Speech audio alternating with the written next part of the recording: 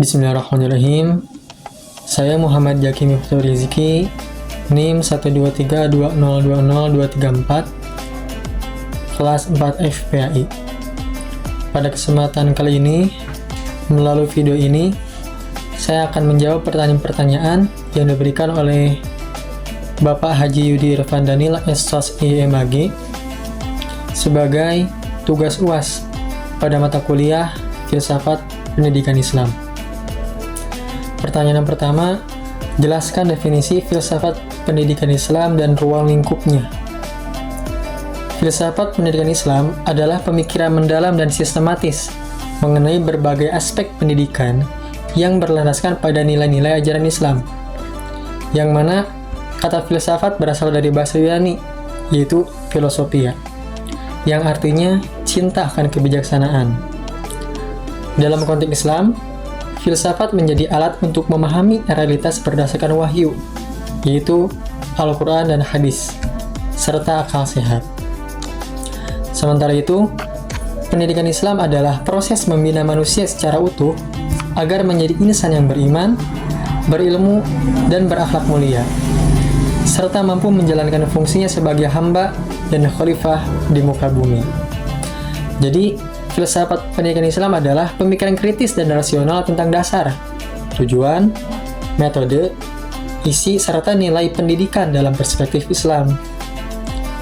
Adapun ruang lingkup filsafat pendidikan Islam meliputi yang pertama, ontologi. Di dalamnya membahas hakikat manusia, hakikat ilmu, dan hakikat pendidikan dalam Islam. Biasanya kalau ontologi ini membahas tentang apa itu, gitu kan? Misalnya apa itu manusia, apa itu ilmu, apa itu pendidikan dalam perspektif filsafat pendidikan Islam. Kemudian yang kedua, ada epistemologi, membahas dari mana sumber ilmu pengetahuan dalam pendidikan Islam, yaitu wahyu, akal, dan pengalaman. Dan yang terakhir ada aksiologi, yang mana membahas nilai-nilai yang harus ditanamkan melalui pendidikan, seperti nilai tauhid, akhlak, dan kemaslahatan.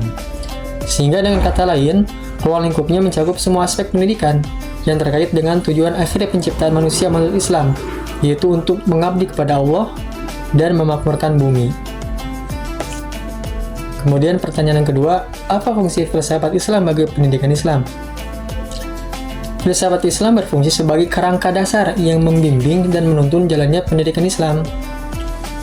Beberapa fungsi utama filsafat Islam dalam konteks pendidikan adalah yang pertama, memberi arah dan orientasi nilai. Jadi filsafat Islam memberikan panduan tentang bagaimana pendidikan harus dijalankan berdasarkan nilai-nilai tauhid, keadilan, dan kebaikan. Jadi di sini filsafat Islam itu sebagai kompas yang memberikan panduan, gitu. Yang kedua ada sebagai dasar ideologis. Tanpa filsafat Islam, pendidikan akan cenderung pragmatis dan materialistik. Filsafat Islam mengarahkan agar pendidikan bertujuan mencapai kebahagiaan dunia dan akhirat, sa'adah fi dunia wal akhirah. Sehingga dasar ideologis ini menjadi landasan dalam filsafat Islam. Kemudian yang ketiga sebagai alat kritik dan refleksi. Filsafat Islam memungkinkan kita untuk mengevaluasi dan mengkritisi sistem pendidikan yang ada, agar tetap relevan dengan ajaran Islam dan perkembangan zaman. Nah, ini yang membedakan dengan filsafat pendidikan pada umumnya. Kan di sini disebutkan bahwasanya mengevaluasi dan mengkritisi sistem pendidikan yang ada agar tetap relevan dengan ajaran Islam, karena takutnya sistem pendidikan yang kita terapkan itu keluar dari ajaran Islam yang seharusnya, sehingga disinilah fungsinya filsafat pendidikan Islam sebagai pengkritis, pengevaluasi, khawatir ada yang tidak sesuai dengan ajaran Islam. Kemudian yang terakhir, mengintegrasikan ilmu. Filsafat membantu menyatukan antara ilmu pengetahuan umum dan ilmu agama dalam kesatuan yang utuh, sehingga adanya filsafat pendidikan Islam ini bukan malah menjauhkan dengan fan ilmu yang lain, bukan juga membenturkan dan ilmu yang lain, bukan juga menolak dengan ilmu yang lain, melainkan memadukan di antara keduanya. karena pasti antara satu dengan yang lain itu pasti memiliki hubungan, memiliki korelasi antara satu dan yang lainnya. Kemudian pertanyaan ketiga, terdapat beberapa aliran dalam filsafat pendidikan Islam. Aliran apa yang relevan dengan kondisi saat ini? Apa alasannya? Aliran yang paling relevan dengan kondisi saat ini adalah aliran rekonstruksionisme dalam pendidikan Islam. Aliran ini memandang bahwa pendidikan harus menjadi alat perubahan sosial. Tidak cukup hanya mencetak individu cerdas secara akademis, tetapi juga harus mencetak manusia yang sadar akan realitas sosial, memiliki kepedulian, dan mampu memberikan solusi bagi permasalahan masyarakat. Alasannya karena kita hidup di zaman yang penuh tantangan, degradasi moral, perubahan sosial yang cepat, krisis lingkungan, dan perkembangan teknologi. Kemudian rekonstruksionisme mengajarkan bahwa pendidikan harus mendorong ijtihad, berpikir kritis, dan kreatif. Karena sekarang kita hidup di zaman yang modern, zaman yang serba instan, zaman yang serba canggih, maka akan muncul juga persoalan-persoalan, permasalahan-permasalahan yang mungkin tidak dijelaskan solusinya secara eksplisit di dalam Al-Quran dan hadis. Maka perlu adanya ijtihad. Nah, melalui ijtihad inilah kita bisa menemukan solusi tersebut. Makanya mengapa rekonstruksionisme ini mengajarkan bahwa pendidikan harus mendorong ijtihad. Kemudian, dalam Islam, konsep amar ma'ruf nahi munkar sangat sejalan dengan semangat perubahan yang dibawa oleh rekonstruksionisme. Tokoh seperti Muhammad Iqbal sangat menekankan pentingnya semangat pembaharuan dalam Islam melalui pendidikan yang mencerahkan. Pertanyaan keempat, jelaskan pengertian filsafat pendidikan Islam dan apa pentingnya filsafat pendidikan Islam. Filsafat pendidikan Islam adalah pemikiran yang berusaha memahami dan merumuskan sistem pendidikan yang ideal menurut Islam. Ia menjawab pertanyaan-pertanyaan yang mendasar seperti apa tujuan pendidikan dalam Islam, apa peran pendidik dan peserta didik, apa metode pendidikan yang tepat dalam Islam, dan sebagainya. Kemudian pentingnya filsafat pendidikan Islam yang pertama menjadi dasar untuk menyusun kurikulum yang berkarakter Islami. Karena kan sebagaimana tadi yang sudah dijelaskan bahwasanya filsafat pendidikan Islam menjadi kerangka. Sehingga jikalau kerangka ini memakai filsafat pendidikan Islam, maka akan dijadikan sebagai kurikulum. Karena kurikulum ini akan menentukan bagian-bagian di dalamnya. Seperti itu. Yang kedua, memberikan arah yang jelas dalam pendidikan, bukan hanya untuk kebutuhan dunia, tetapi juga akhirat. Yang mana di dalam pendidikan Islam ini dibuat agar bagaimana caranya supaya kita menuntut ilmu, supaya kita mendapatkan ilmu tidak hanya untuk tujuan dunia, tetapi juga akhirat. Dengan cara menyisipkan nilai-nilai Islam di dalamnya. Selanjutnya, membentuk sistem pendidikan yang komprehensif dan terpadu antara akal dan wahyu, antara spiritual dan intelektual. Kemudian pertanyaan yang kelima, sebutkan dan jelaskan 3 aliran filsafat pendidikan Islam dan siapa tokoh tiap aliran tersebut. Yang pertama, esensialisme Islam. Fokusnya menekankan pentingnya warisan keilmuan dan nilai-nilai dasar seperti tauhid, ibadah, dan akhlak. Tokohnya yaitu Imam Al-Ghazali yang menekankan pendidikan jiwa dan akhlak agar manusia terhindar dari kesesatan. Yang kedua ada perennialisme Islam. Fokusnya menganggap bahwa nilai-nilai tertentu dalam Islam adalah abadi dan harus diajarkan terus-menerus. Tokohnya adalah Ibnu Sina yang meyakini pentingnya pendidikan sebagai proses penyempurnaan jiwa melalui ilmu yang benar. Dan yang ketiga, rekonstruksionisme Islam. Fokusnya pendidikan sebagai alat pembaruan sosial dan perubahan umat. Adapun tokoh dalam aliran ini yaitu Muhammad Iqbal yang menyuruhkan pentingnya membentuk manusia aktif dan kreatif yang sadar akan perubahan zaman. Selanjutnya pertanyaan ke-6, secara filosofis, apa keunggulan pendidikan Islam dibandingkan dengan pendidikan Barat? Pendidikan Islam memiliki keunggulan filosofis karena mengintegrasikan antara akal, hati, dan wahyu. Sedangkan pendidikan Barat cenderung hanya menekankan rasionalitas dan empirisme. Pendidikan Islam yang pertama holistik, mencakup dimensi spiritual, intelektual, sosial, dan moral. Sehingga di dalam pendidikan Islam itu tidak hanya diajarkan pengetahuan-pengetahuan, tidak hanya diajarkan ilmu-ilmu, melainkan bagaimana aspek yang lainnya pun dikaitkan. Di antaranya aspek spiritual, bagaimana ilmu ini bisa mempengaruhi terhadap kualitas spiritual si penuntut ilmu. Kemudian aspek sosial dan moral, bagaimana ilmu ini mempengaruhi aspek sosialnya si penuntut ilmu, dan moral, bagaimana ilmu ini mempengaruhi aspek moralnya si penuntut ilmu.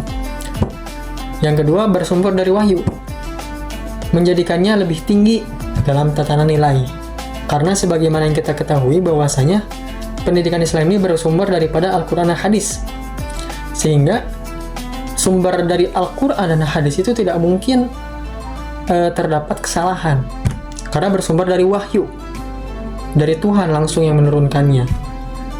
Kalau dari Al-Quran berarti kalamullah yang tidak mungkin bisa diubah isinya. Yang kedua ada hadis. Hadis itu kan perkataan Nabi Muhammad SAW, yang mana sebagaimana yang telah kita ketahui, Nabi Muhammad itu tidak mungkin dusta dalam menyampaikan ucapannya, karena beliau maksum. Sehingga sumber dari wahyu ini, Al-Quran dan Hadis, itu memiliki keunggulan dibandingkan sumber-sumber yang lainnya. Maka dari itu memiliki kualitas yang sangat tinggi dalam tatanan nilai.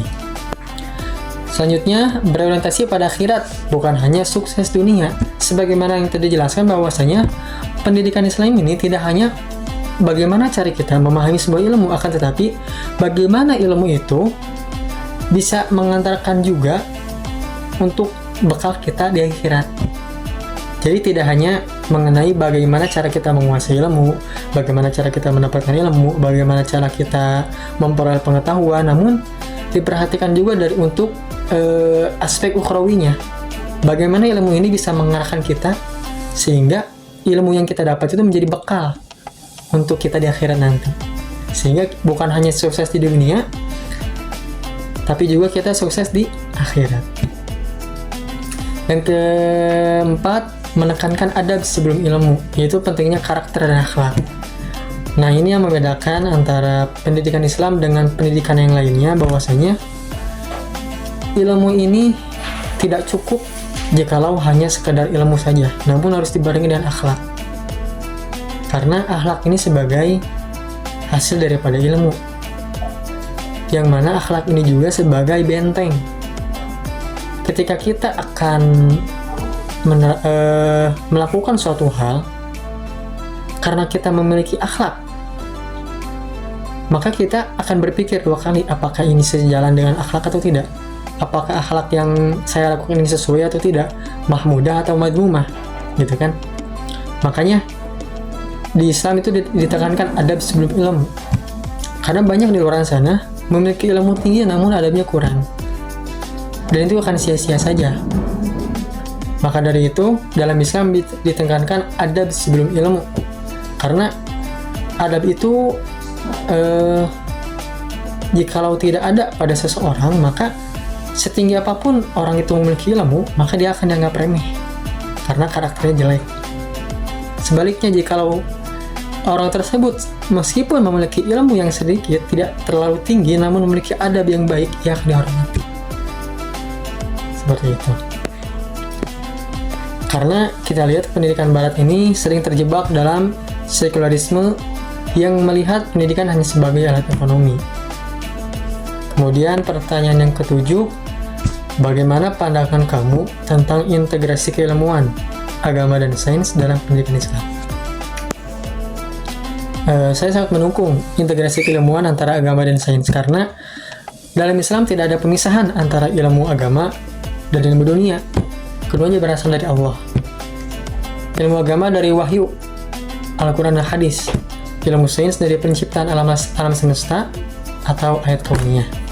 Nah, integrasi ini penting karena membentuk manusia yang seimbang, cerdas secara intelektual dan matang secara spiritual. Kemudian mencegah dikotomi ilmu yang selama ini memisahkan antara agama dan sains. Selanjutnya, sesuai dengan semangat Islam yang mendorong riset, penemuan, dan pemahaman terhadap ciptaan Allah.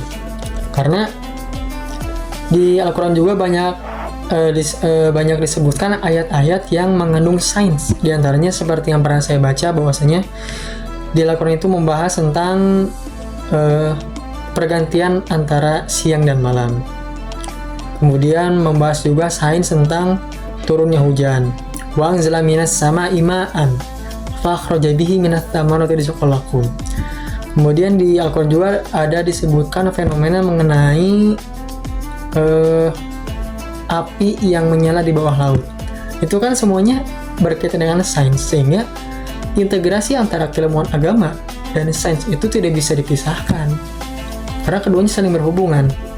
Sains ini sebagai ilmu umumnya, kemudian dikuatkan, diintegrasikan dengan dalil-dalil yang ada dalam Al-Quran. Begitupun sebaliknya, dalam Al-Quran yang ayat tentang sains yang ada di Al-Quran dibuktikan secara ilmiah, sehingga tidak mungkin dipisahkan antara keduanya, karena keduanya saling terintegrasi. Selanjutnya, pertanyaan ke-8, di mana posisi Tuhan dalam pendidikan Islam? Tuhan, yaitu Allah Subhanahu wa Ta'ala, menempati posisi sentral dalam pendidikan Islam. Seluruh proses pendidikan dalam Islam bertujuan mendekatkan diri kepada Allah, bukan hanya untuk mendapat gelar atau pekerjaan. Sehingga dalam pendidikan Islam, Allah adalah sebagai sumber ilmu atau al-alim. Yang kedua, Allah adalah tujuan akhir pendidikan atau lita'alamu annallah. Selanjutnya, Allah adalah pengawas dan penilai utama, sehingga proses pendidikan tidak boleh lepas dari nilai-nilai keimanan. Sehingga dalam pendidikan Islam, Allah itu selalu dilibatkan dalam semua aspek, baik itu sebagai sumber ilmu, sebagai tujuan akhir pendidikan, juga sebagai pengawas dan penilai utama. Karena jikalau kita melibatkan Allah dalam pendidikan Islam, maka kita akan berusaha semaksimal mungkin bagaimana caranya isi atau pengajaran yang kita berikan dalam pendidikan Islam ini jangan sampai keluar daripada ajaran tauhid, jangan sampai keluar daripada ajaran Islam, apalagi sampai menentang ajaran Islam ataupun sampai menentang ajaran tauhid. Kemudian pertanyaan yang ke-9, apa pandangan kamu tentang alam dan kaitannya dengan pendidikan Islam? Dalam Islam, alam adalah ayat-ayat Allah yang terbentang, yang harus dipelajari dan direnungkan. Karena Allah berulang kali memerintahkan manusia untuk memperhatikan langit, bumi, lautan, dan makhluk hidup sebagai sarana mengenalnya. Kaitannya dengan pendidikan, alam menjadi sumber belajar dan objek pembelajaran. Karena kan kita sering melihat fenomena alam. Fenomena alam yang membuat kita tercengang. Fenomena alam yang membuat kita bingung. Fenomena alam yang membuat kita bertanya-tanya, mengapa hal tersebut bisa terjadi? Maka secara tidak langsung, alam memberikan kita pembelajaran. Karena Allah sering mengatakan di Al-Quran itu,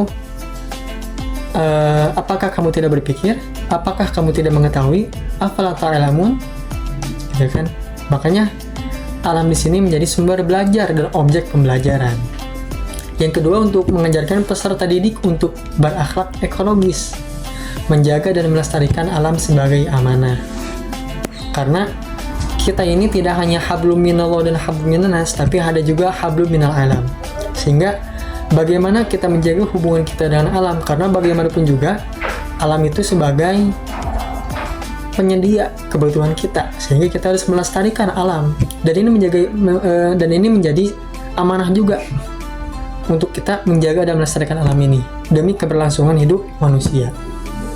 Kemudian alam juga menjadi sarana membangun rasa takjub, tafakkur, dan iman kepada Allah. Karena kan sebagaimana tadi yang sudah saya jelaskan, di alam ini kita banyak melihat fenomena-fenomena yang membuat kita takjub, membuat kita menjadi merenung bahwasanya pencipta alam ini sepertinya bukan sosok yang bisa ditandingi, karena fenomenanya saja dapat membuat kita takjub gitu. Nah, melalui rasa takjub ini kita harus semakin meningkatkan keimanan kita, sehingga melalui alam ini bisa menjadi sarana membangun rasa takjub, tafakur, dan iman. Karena melalui alam juga kita diingatkan oleh Allah, afala ta'lamun, apakah kamu tidak mengetahui, afala tashkurun, apakah kamu tidak bersyukur, apakah kamu tidak berpikir, afala tatafakkarun. Jadi melalui alam ini kita banyak belajar melalui fenomena-fenomena yang membuat kita takjub, yang kemudian kita renungkan mengapa hal ini bisa terjadi, apa hikmah di baliknya gitu. Yang ke-10, jelaskan tentang hakikat pendidik serta apa karakter yang harus dimiliki oleh pendidik. Pendidik dalam Islam adalah sosok yang menjadi teladan atau uswah, pengarah mursyid, pengarah atau mursyid, dan pembimbing spiritual atau murabbi. Jadi seorang pendidik itu tidak cukup hanya pandai berbicara, tetapi harus menjadi contoh nyata dalam sikap dan perbuatan. Sehingga karakter yang harus dimiliki pendidik yang pertama adalah ikhlas. Mengajar karena Allah, bukan karena harta atau pujian. Karena sebagaimana yang telah kita ketahui bahwasanya innamal a'malu binniyat. Segala sesuatu itu bergantung pada niat. Jikalau kita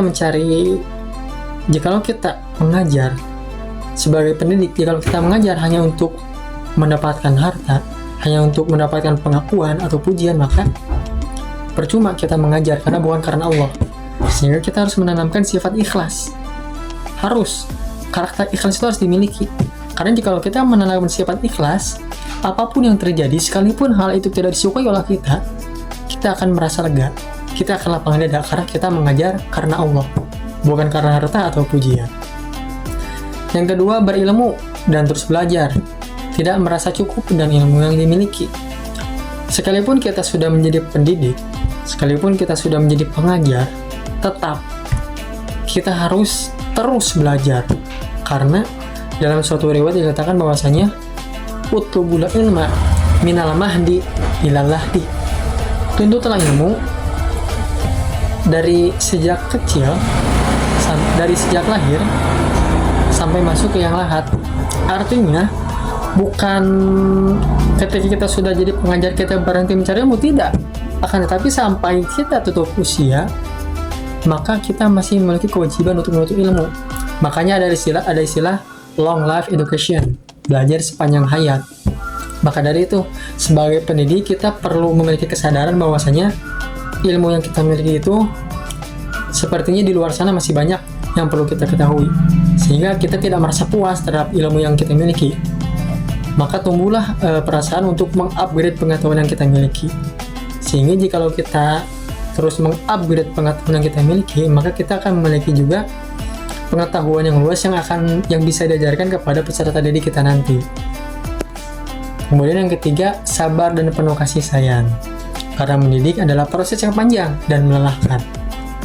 Betul, sebagai pendidik kita harus sabar karena kita akan menghadapi siswa yang memiliki karakteristik berbeda. Ada yang nakal, ada yang rajin, ada yang susah diatur, dan sebagainya. Jikalau kita tidak sabar dalam mendidik, tidak menutup kemungkinan mungkin kita akan melakukan hal-hal yang di luar yang seharusnya. Mungkin kita bisa jadi malah memarahi anak dengan emosi yang menggebu-gebu sehingga melukai perasaan anak. Jikalau kita tidak sabar, mungkin bisa saja kita refleks misalnya memukul anak. Bisa saja karena kita tidak sabar. Kita tidak menanamkan kasih sayang. Makanya kita perlu menanamkan sabar dan kasih sayang sebagai karakter kita sebagai pendidik, karena sabar dan penuh kasih sayang itu perlu. Jikalau kita tidak kasih sayang, maka si siswa akan merasa tidak nyaman. Karena bagaimanapun juga kita perlu membentuk siswa ini bagaimana caranya agar nyaman di kelas. Di antaranya dengan cara memberikan pengajaran yang penuh kasih sayang. Kita ayomi mereka dengan sabar. Ketika murid menemukan kesulitan, kita tanya apa yang sulitnya. Kita berikan penjelasan yang baik, kita berikan solusi. Yang terakhir, yaitu karakter yang perlu dimiliki oleh pendidik adalah adil. Artinya tidak pilih kasih dan tidak memperlakukan siswa tidak membeda-bedakan antara siswa yang satu dengan yang lain, gitu ya. Karena kenapa kita perlu adil? Jika kita tidak adil, nanti berakibat akan terjadi percekcokan antara siswa A dan siswa B karena pilih kasih, dan itu tidak baik ada pada karakter seorang pendidik. Karena pendidik itu harus netral. Ke si A sekalipun anaknya nakal, harus baik ya baik. Ke si B yang orangnya rajin, tetap baik, tidak dilebihkan, tidak dikurangkan. Artinya kita harus objektif dalam memberikan pengajaran kepada siswa. Harus adil, harus sesuai dengan porsinya masing-masing. Tidak boleh terlalu baik kepada yang baik-baik terus, tidak boleh kepada yang nakal cuek, tidak boleh. Tapi kita harus adil, karena bagaimanapun juga siswa ini menjadi tanggung jawab kita sebagai pendidik. Yang terakhir adalah bersikap tawadu atau rendah hati, mampu menjadi panutan moral dan spiritual. Karena kita sebagai pendidik itu, mengapa harus bersikap tawadu? Karena kita sebagai pendidik, jangan sampai ketika sudah merasa menjadi seorang pendidik, kita merasa yang paling paham atas segalanya. Karena kita telah menjadi pengajar gitu, telah menjadi pendidik, jangan. Karena bagaimanapun juga, tetap sikap rendah hati harus tetap ditanamkan supaya kita tidak jumawa, supaya kita terus belajar, supaya kita terus mengintrospeksi diri.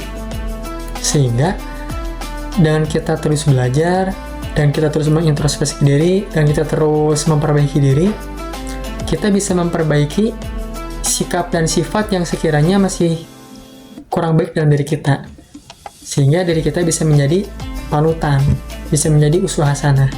Maka bersikap tawadu ini penting bagi seorang pendidik.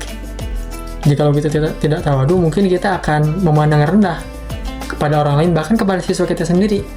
Ketika kita menemukan siswa yang lebih unggul dari kita pemahamannya, mungkin kita akan merendahkan, bukan mendukung, karena kita tidak bersikap tawadu.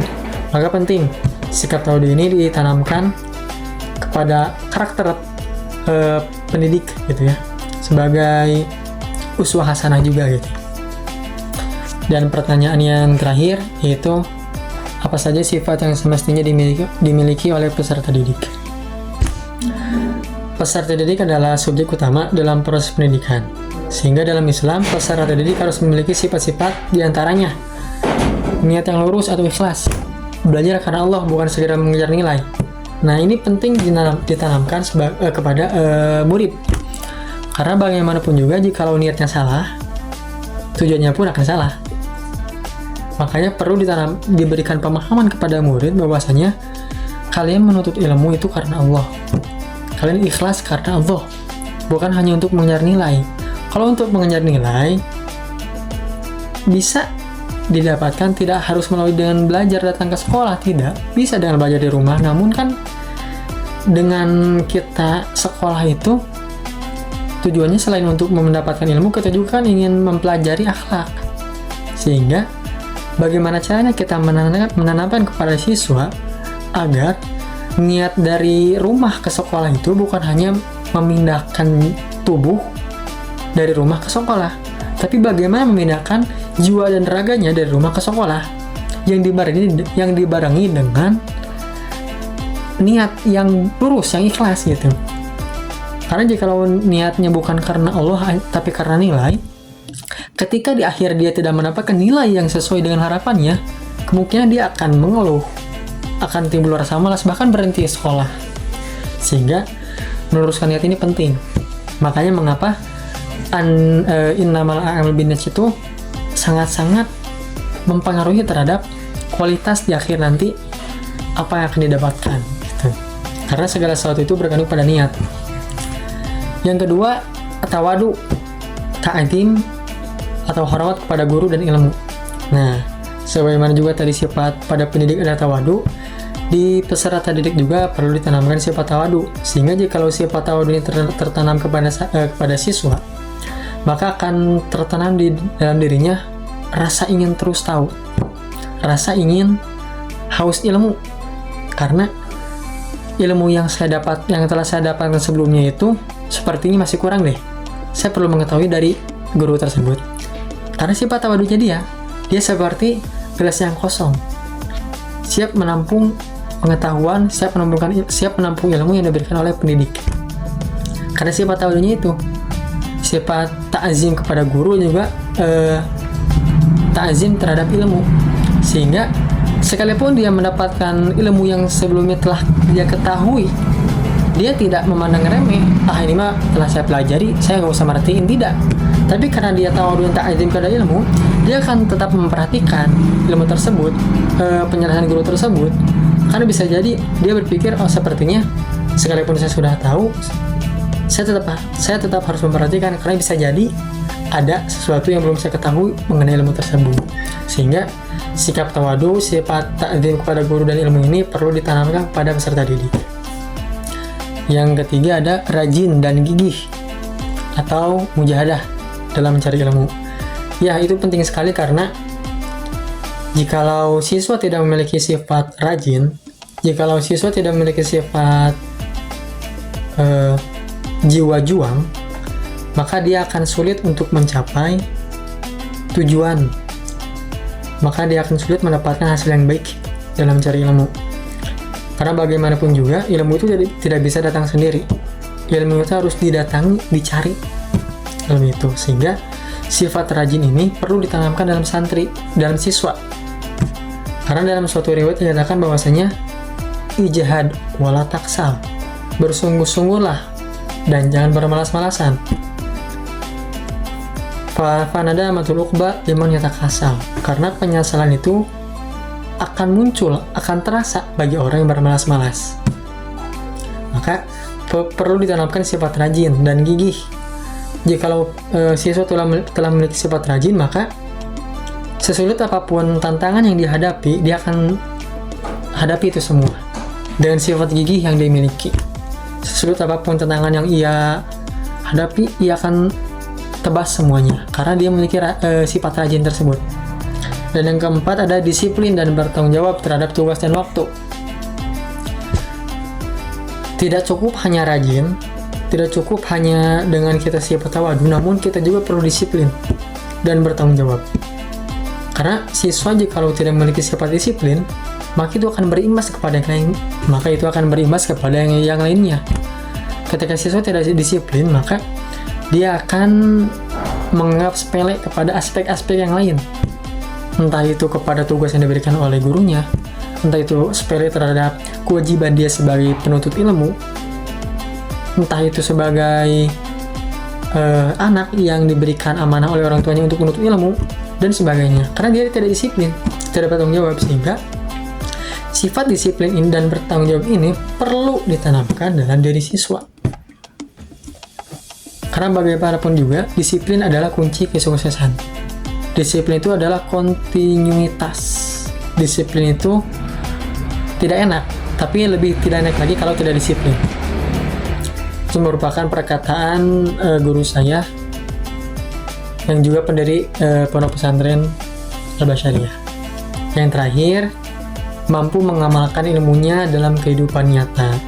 Nah, siswa ketika dia telah mendapatkan ilmu yang ia dapat baik itu di sekolah ataupun di pesantren, dia harus berani, dia harus memiliki kesadaran untuk mengamalkan. Karena untuk apa dia pesantren bertahun-tahun? Untuk apa dia sekolah bertahun-tahun? Untuk apa dia sekolah mahal-mahal jikalau ilmunya tidak diamalkan? Kalau dalam riwayat disebutkan ala ilmu bila amalin kasyajari bila samarin. Ilmu yang tidak diamalkan bagaikan pohon yang tak berbuah. Sehingga percuma dia memiliki segudang ilmu jikalau dia kunci sendiri ilmunya, tidak disebarkan kepada orang lain, tidak dimanfaatkan, tidak diamalkan kepada orang lain, maka ilmu tersebut hanya akan sia-sia saja, tidak memberikan manfaat kepada masyarakat. Sehingga perlu kita tanamkan kepada siswa kesadaran untuk mengamalkan ilmunya. Demikian pertanyaan-pertanyaan yang dapat saya jawab. Terima kasih. Mohon maaf bila mana terdapat kesalahan ataupun kekurangan. Wallahu a'lam bishawab. Wassalamualaikum warahmatullahi wabarakatuh.